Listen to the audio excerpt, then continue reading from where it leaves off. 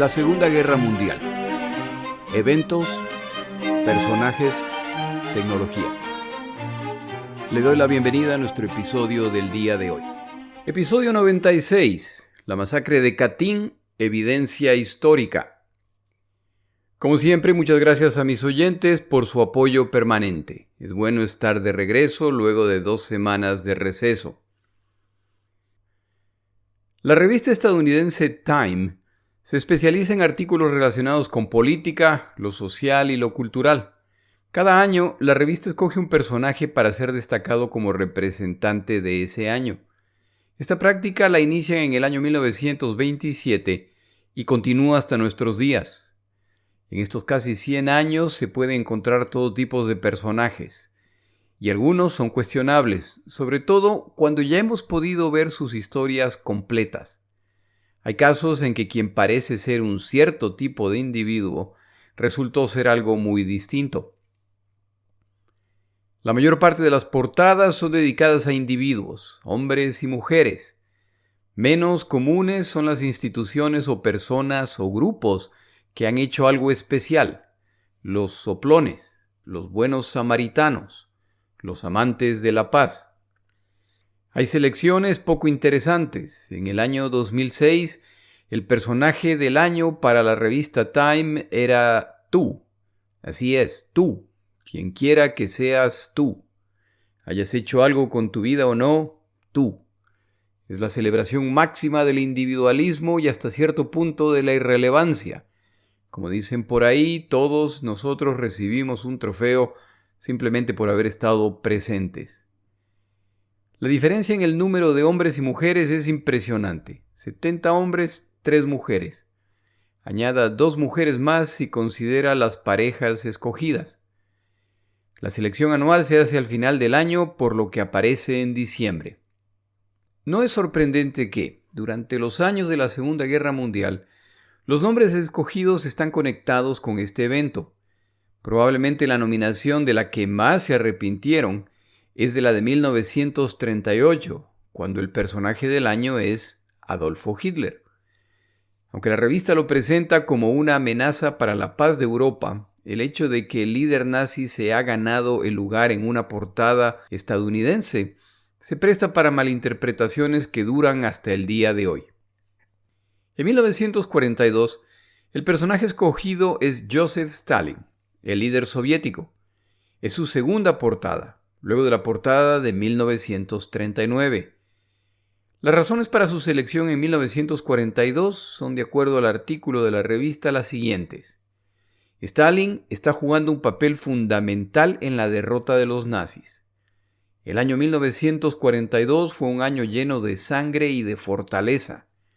Este hombre, cuyo nombre significa acero en ruso, cuyas pocas palabras en inglés incluyen la expresión hombre duro, tough guy, fue elegido hombre del año 1942. Solo Stalin sabe qué tan cerca estuvo la Unión Soviética de ser derrotada. Solo Stalin sabe cómo logró que su nación resista. La segunda parte del año 1942 y el inicio del año 1943 fueron un punto crucial de la Segunda Guerra Mundial gracias a la victoria soviética en Stalingrado. Este resultado cambió completamente la dirección de esta guerra. El artículo reconoce que, si los soviéticos hubieran sido derrotados, entonces las triunfantes divisiones alemanas hubieran podido ser despachadas a otros lugares del planeta para continuar su conquista. Esto no ha sido posible gracias a Joseph Stalin. La gratitud en Gran Bretaña y en los países ocupados del oeste de Europa es la misma y expresan su admiración por esta nación sufriente y disciplinada, que continúa la lucha contra los nazis y parece estar inclinando la balanza contra la Alemania nazi. Cito este evento para asegurarme de que mis oyentes tienen algo claro.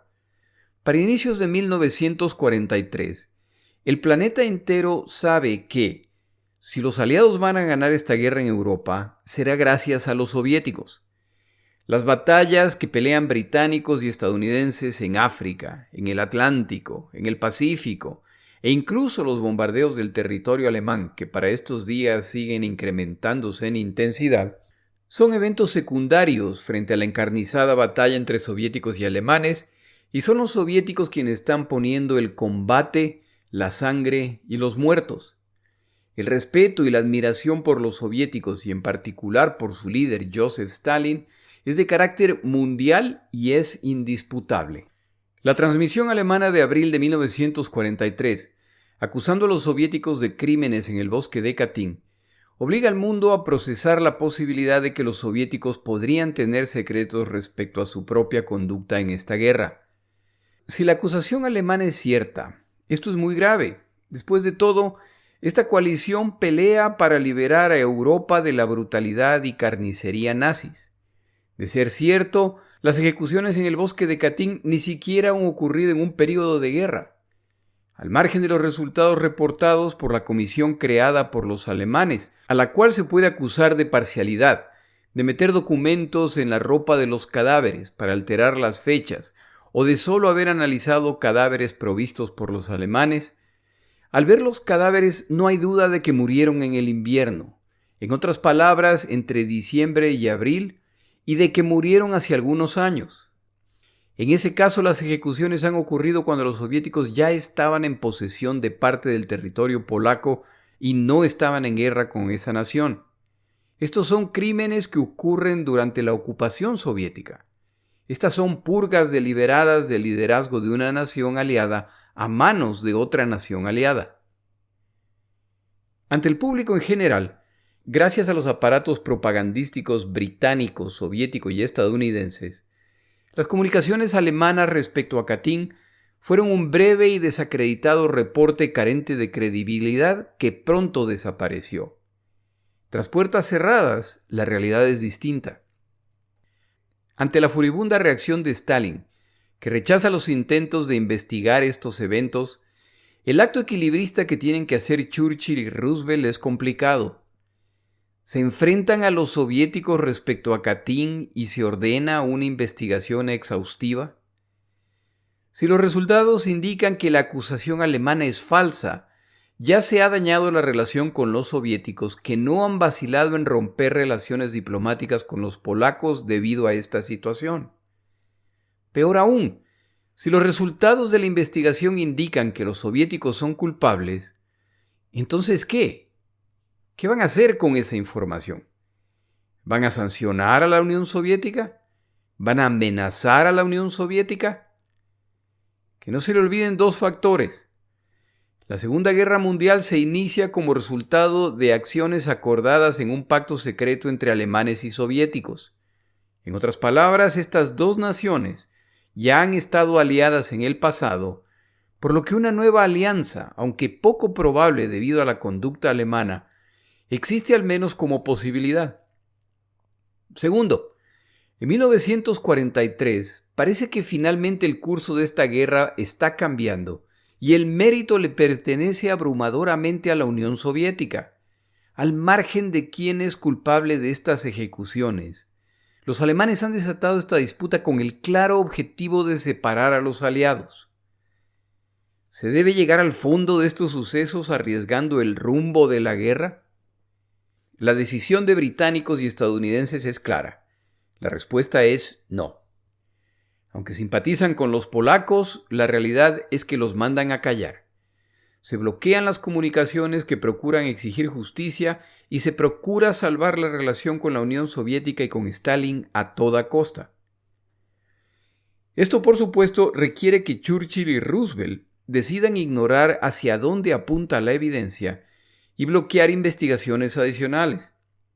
De esta forma, siempre podrán decir, como hasta hoy dicen muchos autores, que estos dos líderes no tenían toda la información necesaria para determinar concluyentemente quiénes fueron los responsables de la masacre de Katyn. El primer ministro polaco, Sikorski, y su gobierno en el exilio entienden su papel poco influyente, por lo que acuerdan postergar este tema a pesar de sus graves implicaciones y clara evidencia.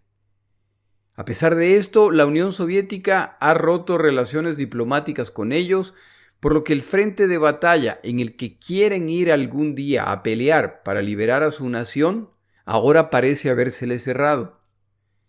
En esta relación son los polacos los que llevan todas las de perder y lo han entendido muy tarde.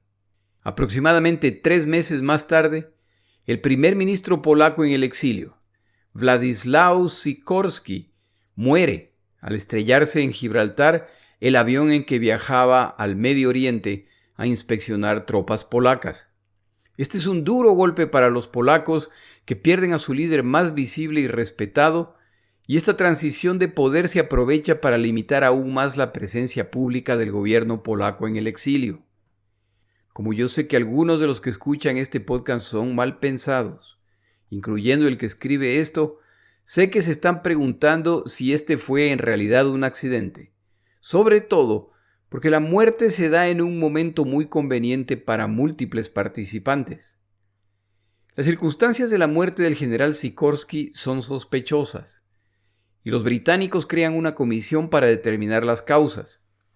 El informe final identifica el problema mecánico que causó el accidente, pero no las potenciales causas para este problema.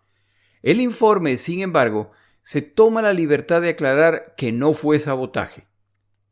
Esto indigna a los polacos, ya que si no saben la causa, ¿por qué la prisa para afirmar que no fue sabotaje?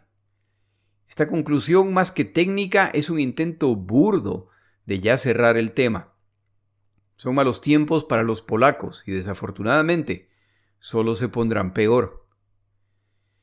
Pasamos entonces al tema central de este episodio. ¿Qué pasó en Katyn?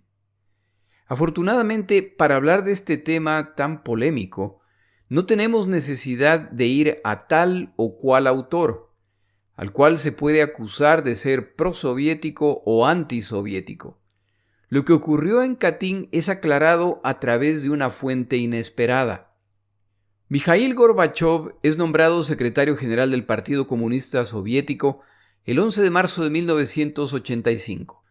El señor Gorbachev, convencido comunista, de otra forma no le hubiera sido posible llegar a la posición más alta de la Unión Soviética, es sin embargo un reformista que busca revitalizar a la Unión de Repúblicas Socialistas Soviéticas.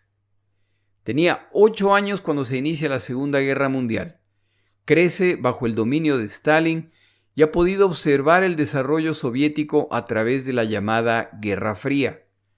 Cree en la bondad del modelo socialista, pero ve que, a través de su historia, la Unión Soviética ha acumulado defectos y secretos que están interfiriendo con el desarrollo y la integración de las múltiples naciones que constituyen esta unión. Él considera que es necesario iniciar una campaña de transformación para corregir esto. Impulsará reformas al sistema económico y político y favorece iniciativas de transparencia respecto a errores pasados, llegando incluso al reconocimiento de crímenes y abusos soviéticos. El señor Gorbachev llama a su reforma política y económica perestroika y a su reforma respecto a la transparencia glasnost. En el proceso de implementar estas reformas que buscan fortalecer a la Unión Soviética, el señor Gorbachev abre una caja de Pandora que una vez abierta ya no se puede cerrar y que a la larga resulta en la disolución de la Unión de Repúblicas Socialistas Soviéticas. Entre los múltiples temas complicados relacionados con la transparencia que el señor Gorbachev dice estar dispuesto a favorecer, se encuentra la relación con los polacos, quienes se han asegurado que el tema de Katyn nunca se olvida y que en los más de 40 años desde los eventos de la Segunda Guerra Mundial, los distintos gobiernos polacos nunca han dejado de pedir transparencia respecto a varios temas, incluyendo el pacto Ribbentrop-Molotov que dividió el territorio polaco, las deportaciones de civiles y militares polacos y, por supuesto, Katyn. Los polacos piden acceso a los documentos originales relacionados con estos temas, pero son informados que esos documentos están sellados para todos, excepto un pequeño grupo al tope de la jerarquía soviética. Los polacos argumentan que si la nueva política de transparencia de Gorbachev es cierta, entonces esos documentos deben ser abiertos. La respuesta inicial soviética es que no existen documentos al respecto, pero la presión en Rusia y Polonia no cesa, y Gorbachov ordena que se siga buscando y se encuentra el archivo con las órdenes originales. Sin mostrar los documentos, la Unión Soviética reconoce oficialmente la responsabilidad de la policía secreta soviética en estos eventos. Esto no es suficiente para los polacos, ni para los reporteros rusos, en particular una valiente mujer, que quieren llegar hasta el fondo de esto. Esto no es suficiente porque la cabeza de la organización secreta durante la Segunda Guerra Mundial, Lavrenti Beria, fue ejecutado en 1953. Los polacos y periodistas rusos no dejan de insistir. Esta admisión de culpabilidad es un avance, pero esto ya se consideraba un secreto a voces desde hace décadas. Siguen insistiendo en ver los documentos originales, ya que es importante no solo determinar quiénes fueron los ejecutores, pero además quién ordenó estas acciones. Finalmente, y como resultado de la presión, se libera el documento central de esta situación, el cual no es difícil de encontrar en el Internet. El flamante presidente ruso, Boris Yeltsin, en 1992, decide hacer público el denominado Paquete número 1, el más secreto de los documentos relacionados con Katyn, ya que incluye el documento original aprobando las acciones ejecutadas en Katyn. El documento original tiene la firma de varios miembros del gabinete, incluyendo Lavrenti Beria, el jefe de los servicios secretos de Stalin. El resumen del documento es el siguiente. Es preparado en marzo de 1940, cuando los soviéticos llevan meses ocupando Polonia. El autor del documento es Lavrenti Beria, jefe de la policía secreta NKVD, las siglas de esta policía en aquellos años. Actualmente es conocida como la KGB. Beria recomienda la ejecución de los prisioneros que tienen en cautiverio por ser irrecuperables enemigos de la Unión Soviética. Describe su actitud como de gente que solo están esperando su liberación para activamente oponerse al dominio soviético. De acuerdo al documento, los capturados son miembros del ejército polaco, miembros de la policía polaca, miembros de los servicios de inteligencia, miembros de grupos considerados enemigos de los soviéticos, desertores y otros. El documento afirma que son además enemigos jurados de la Unión Soviética. La recomendación del documento es la pena capital, la cual debe ejecutarse sin ningún tipo de juicio, sin informarles la decisión tomada y debe hacérselo en privado. El documento aclara que los ejecutados no son 10.000, como reportaron los alemanes en 1943, son alrededor de 22.000, distribuidos entre múltiples fosas comunes en Ucrania y Bielorrusia. Lo que este documento original añade a lo que se conocía hasta este momento, lo hace a través de comentarios finales a lápiz y una firma de aprobación en lápiz. El autor de los comentarios en lápiz, que incluye la frase "a favor", y la firma final del documento le pertenecen a Joseph Stalin. Antes de describir lo ocurrido, tomamos una pausa.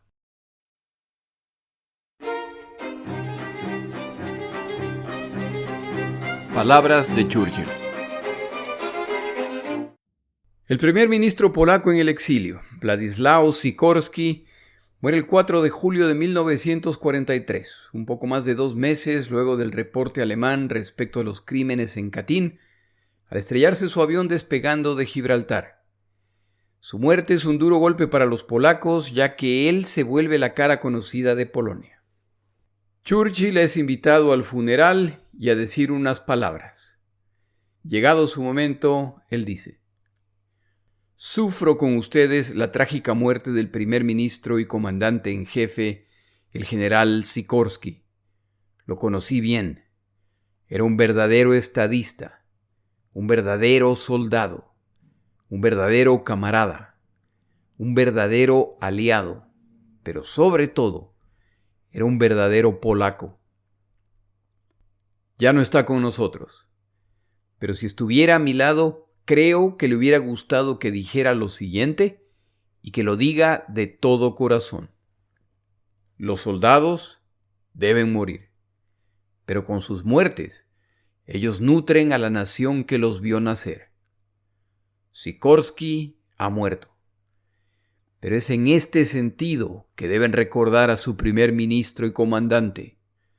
Recuerden que siempre buscó la unidad de los polacos, una unidad con el propósito único de derrotar y castigar a los invasores alemanes de Polonia. Él luchó también por la unidad de los europeos, por la colaboración cercana en la lucha común de los aliados de Polonia en el oeste y en el este.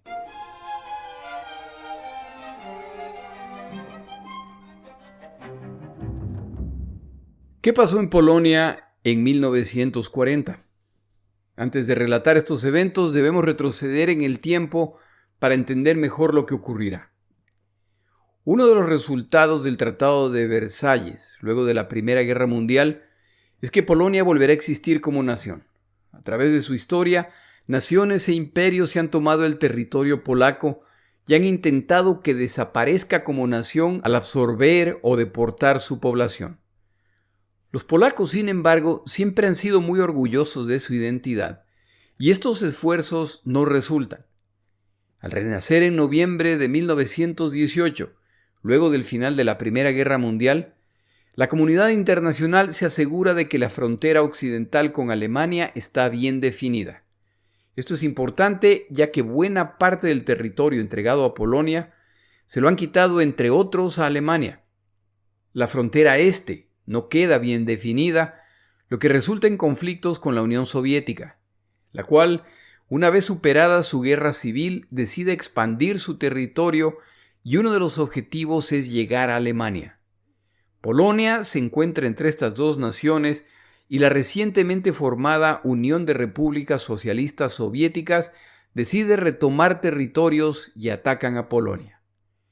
La campaña soviética es un éxito y da la impresión de que van a derrotar al ejército polaco, que sigue retrocediendo hasta que llegan a su capital, Varsovia, donde los polacos contraatacan y lo hacen tan exitosamente que hacen retroceder a los soviéticos.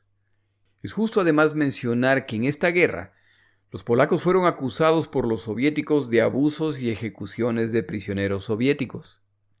Esta victoria parcial, a la que se la conoce como el milagro del Vístula, se transforma en una derrota total de las fuerzas invasoras hasta el punto que los polacos extienden su frontera y llegan a tomar territorios soviéticos en las naciones hoy conocidas como Ucrania y Bielorrusia. La derrota soviética es una vergüenza y termina con los planes comunistas de expansión por la vía militar hacia el oeste europeo. Entre los comandantes derrotados en esta guerra se encuentra al menos uno que nunca olvida esta derrota: Joseph Stalin. Llegamos así a 1939, y alemanes y soviéticos han firmado un pacto secreto en el que se han creado zonas de influencia, el término para referirse a las naciones que controlarán en el futuro. Entre ellas se encuentra Polonia, con la diferencia de que ni alemanes ni soviéticos le reconocen a Polonia el derecho a existir como nación. Al invadir Polonia, los alemanes recuperarán el territorio que perdieron como resultado del Tratado de Versalles y los soviéticos recuperarán el territorio que perdieron en la guerra de 1920 previamente descrita. Ni alemanes ni soviéticos esperan que los polacos se rindan sin combatir y tampoco esperan que una vez que ocupen el país, esta será una ocupación pacífica. Tal como antes, no hay duda de que los polacos resistirán. En los episodios iniciales de este podcast detallé la conducta alemana en esta guerra, incluyendo el envío de las tropas de las SS que pronto empiezan a ejecutar civiles polacos que resisten y judíos, sin importar si se resisten o no. En pocos meses, centenas de miles de ciudadanos polacos serán deportados a Alemania como esclavos. Por el lado soviético, desde el inicio declaran que la Unión Soviética ha ingresado al territorio polaco ahora que Polonia ya no existe como nación, para proteger a sus ciudadanos bielorrusos y ucranianos. Que no se le escapen las similitudes con la situación que estamos viviendo en el año 2022. Los soviéticos afirman que como el gobierno polaco ha desaparecido, ya no hay autoridades. El problema es que el gobierno polaco no ha desaparecido y continuará existiendo en Londres. Esto es problemático para los soviéticos, ya que esto les impide declararse la nueva autoridad en los territorios de Polonia. Los primeros días de la ocupación soviética son violentos, ya que las tropas soviéticas animan a bielorrusos y ucranianos para que tomen el control. Miles de ciudadanos polacos son enviados a prisión, sobre todo gente de ascendencia polaca y judíos. Esto a la larga resulta en 4 deportaciones masivas en que cerca de 1 millón de polacos son enviados al territorio soviético, a las gulags, prisiones soviéticas. El objetivo es mantener la calma en Polonia, deshaciéndose de quienes potencialmente pueden sublevarse a la vez que van diluyendo la cultura polaca. Los soviéticos establecen 3 campos de prisioneros destinados a miembros del ejército, la policía, la inteligencia polaca y miembros del gobierno polaco. El objetivo de estos centros es determinar la alianza de los capturados. Recuerde que el objetivo final es la absorción de Polonia, no su ocupación. En la mente soviética, Polonia ya no existe. Necesitan identificar a aquellos que se niegan a pasar a vivir bajo un modelo socialista en que su patria es ahora la Unión Soviética. La mayor parte de estos oficiales polacos no están dispuestos a simplemente aceptar la propuesta. Tras meses de intentos de reeducarlos, entre comillas, se concluye que esto no pasará y que es hora de tomar acciones más radicales. En el resto de las prisiones soviéticas se encuentran individuos de todos los estratos de la sociedad polaca, artistas, políticos, clérigos, gente pudiente. Llegamos entonces a los primeros meses de 1940, cuando se empieza a ejecutar a polacos que muestran liderazgo y poca disposición para aceptar ser anexados por la Unión Soviética. Recuerde que todo esto ocurre antes de que la Unión Soviética se encuentre en guerra contra el Eje.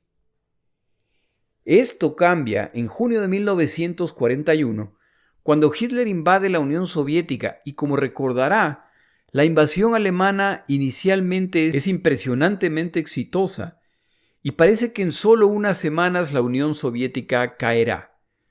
Soviéticos y polacos establecen relaciones diplomáticas en julio del mismo año y para finales de ese año el primer ministro polaco en el exilio, Sikorski, se reúne con Stalin para discutir la creación de un ejército polaco que luchará junto con los soviéticos contra los nazis.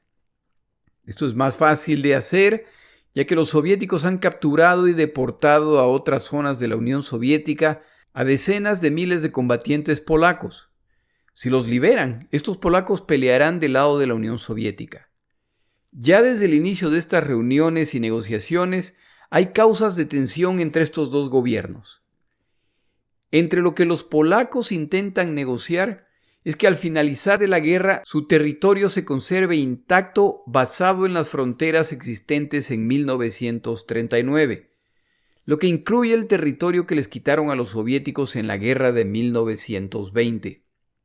Los soviéticos, que para finales de 1941 necesitan toda la ayuda posible, aclaran que esto solo se podrá negociar al final de la guerra, y este queda, por lo tanto, como un tema pendiente.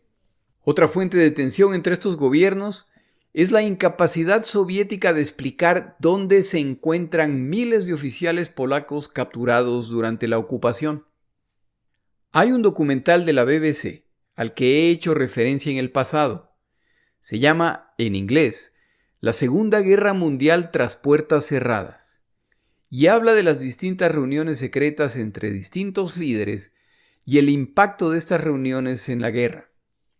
Este documental menciona los eventos de Katyn e incluye dramatizaciones de los eventos y entrevistas con testigos sobrevivientes de la ilegal invasión soviética, desde el inicio de la ocupación hasta estos asesinatos masivos.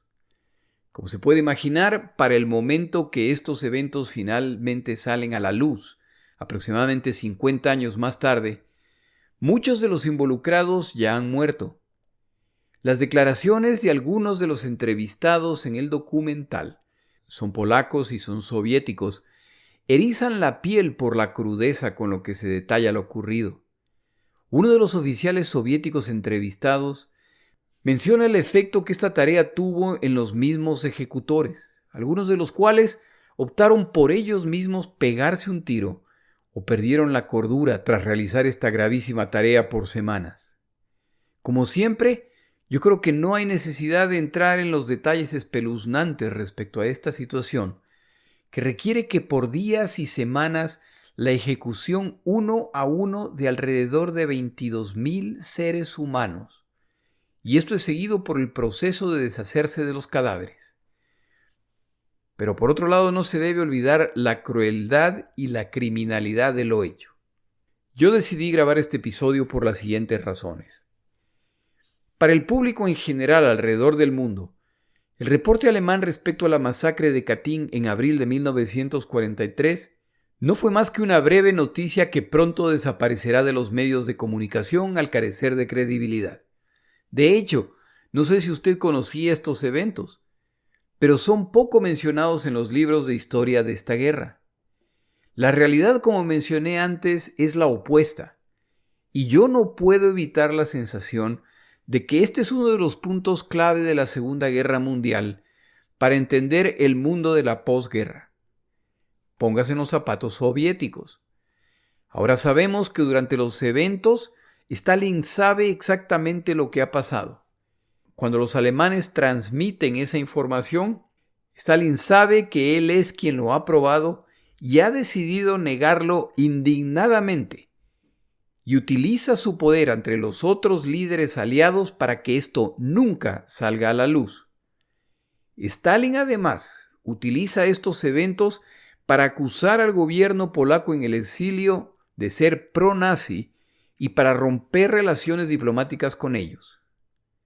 ¿Por qué hace esto Stalin? Porque para 1943 los soviéticos ya no necesitan a los polacos. Ya están ganando la guerra por sí solos y esta situación tiene la ventaja adicional de librarse de un aliado incómodo. Es un claro triunfo soviético. Pero aquí viene el problema. ¿Qué pasará cuando termine la guerra? ¿Qué pasará cuando ya no exista la emergencia y las naciones regresen a sus territorios? ¿Qué pasará cuando se descubran el 1,000,000 de deportados polacos, miles de los cuales nunca regresaron como resultado del maltrato, hambre o simples actos criminales? ¿Qué pasará cuando se descubra que los muertos reportados por los alemanes en Katyn no fueron 10,000, sino alrededor de 22,000, y que son soldados, policías, intelectuales, profesores, clérigos, líderes sindicales y gente pudiente polaca? Estos no son simplemente 22,000 muertos polacos. Lo selectivo del proceso muestra que es un intento deliberado de decapitar al liderazgo social, militar, intelectual de este país. Y todo esto se ha hecho no a la Alemania nazi, ni siquiera a un país que les declaró la guerra en apoyo a la Alemania nazi. Se ha hecho a un aliado, claro, en el momento de estos eventos no eran aliados todavía. Esto se ha hecho a una nación invadida sin justificación legal y se lo ha hecho durante la ocupación contra prisioneros desarmados e indefensos. Las reacciones de los gobiernos de Churchill y Roosevelt respecto a los eventos de Katyn traerán consecuencias futuras. El gobierno polaco en el exilio poco a poco va perdiendo influencia y la muerte de Sikorski unos meses más tarde solo complica más su situación. Para finales de la Segunda Guerra Mundial, este gobierno ya será completamente irrelevante. Polonia, una nación que sufrió mucho en esta guerra y que es una de las que más combatientes aporta alrededor del mundo, va perdiendo su influencia, lo que la vuelve más vulnerable ante los soviéticos. Desde el punto de vista de la relación entre británicos, soviéticos y estadounidenses, La reacción furibunda de Stalin, que yo describiría como un manotazo en la mesa al preguntársele respecto a potenciales crímenes, amedrenta a Churchill y a Roosevelt, que quieren proteger esta alianza a toda costa por razones válidas. Este es un evento que Stalin no olvidará, ya que esta reacción marca un precedente. Como el mismo Churchill decía, hay pocas cosas que los soviéticos respetan menos que la debilidad. Y británicos y estadounidenses acaban de demostrar exactamente eso. Una vez más, les recuerdo que la realidad de Katyn solo se conocerá casi 45 años después del final de la Segunda Guerra Mundial. Mientras tanto, los aliados ahora viven con esa acusación pendiente. Una de las naciones aliadas ha cometido crímenes contra otra nación aliada. Los soviéticos, por su parte, necesitan demostrar que los autores de estos crímenes fueron los alemanes, lo que intentarán unos pocos meses más tarde cuando recuperen esta zona y creen una comisión que investiga a Katyn y concluye, por supuesto, que la autoría es de los alemanes. Lo intentarán incluso durante los juicios de Nuremberg. Estadounidenses y británicos, por su parte, ahora deben convencerse a sí mismos de que nunca tuvieron suficiente evidencia para llegar a la clara conclusión respecto a la autoría de estos crímenes. Esto también será más complicado una vez que termine la guerra. Al intentar no impactar el curso de la guerra, los aliados han impactado el curso de la paz. Como parece que las posibilidades de ganar esta guerra se están incrementando, se acerca el momento de empezar a delinear el mundo luego de este conflicto, y es entonces cuando este tipo de temas muestran su verdadera importancia. En el siguiente episodio, regresamos al oeste de Europa para ver cómo avanzan los combates entre alemanes y soviéticos luego de Stalingrado. En este episodio doy nuevamente la bienvenida a Fernando Paz, historiador español. Mi nombre es Jorge Rodríguez. Gracias por acompañarme. Para información adicional respecto a este episodio, las notas de este podcast, que incluyen la narración de este episodio, así como acceso a resúmenes, videos, documentales y materiales adicionales gratuitos disponibles en el Internet, por favor vaya a Amazon y busque el libro La Segunda Guerra Mundial, Eventos, Personajes, Tecnología. Al comprar estas notas, me ayuda y me apoya financieramente. Puede encontrar información adicional en mi página web, lasegundagm.com. Muchas gracias.